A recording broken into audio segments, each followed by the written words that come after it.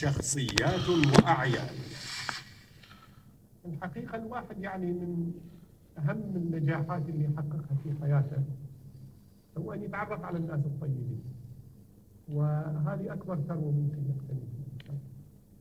وواحد من الناس الطيبين اللي تعرفنا عليهم هو الأخ أبو عبد الله فيصل، الله يجزيه خير ويبارك فيه. إنسان من البداية عرفت في دماغة الخلق والكرم والعلاقات الواسعة، يعني ما شاء الله يعرف الناس ليس فقط من شمر وإنما من العراق، كل أهل العراق يعرفهم ويعرف الدول العربية الأخرى، فشبكة واسعة من العلاقات، الله يجزيه خير ويبارك فيه. وتجد في مجلسه خيرة الناس ومن الشيوخ العشاير ليس فقط من شمر، وإن كان الغالبية من القبيلة المباركة هذه، الله يجزيهم خير. فالحمد لله يعني من الكنوز اللي تعرفنا عليها في هذا البلد هو الأخ أبو عبد الله، الله يجزيه خير ويبارك فيه.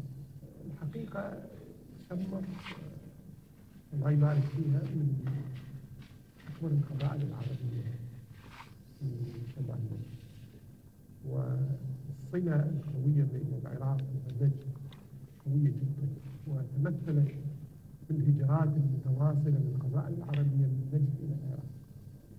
وكان من أكبر هذه الهجرات هي هجرة شمر، وشمر هاجرت إلى العراق على موجات على مر التاريخ، وسكنت العراق في كله، من شماله إلى جنوبه، فلا تكاد تجد مدينة ومحافظة إلا وفيها من هذه القبيلة المباركة.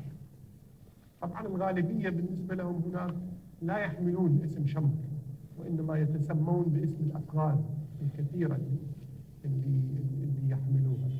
لكن سبحان الله هذه القبيلة عندها قدرة على إنتاج الرجال حيثما تذهب، ليس فقط في العراق وإنما في كل الأماكن اللي سكنت فيها. تجد الناس اللي هم من هذه القبيلة المباركة هم وجهاء المنطقة، وهم القادة، وهم الناس اللي يعتمد عليهم في هذه المناطق. ولو يعني تأخذ من شمال البصرة، من البصرة إلى الموصل بالنسبة للعراق، في جميع المحافظات تجد من أبناء هذه القبيلة المباركة. شخصيات وأعيان. العراق بلد غالي على الوطن العربي ككل. ما نبغى نرجع للتاريخ ونجتر التاريخ من جديد وما حصل في العراق، لكن ذكرياتك في العراق، خصوصا في قطعت مسافة أو أغلب عمرك في العراق إلى نهاية أعتقد عام 1426 تقريبا. 26 جيت. خرجت من العراق متجه للمملكة. نعم. طيب أسباب هالخروج هل كان تحت ضغوط معينة؟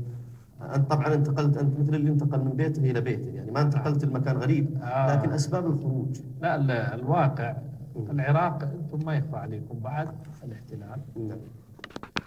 دخلت علينا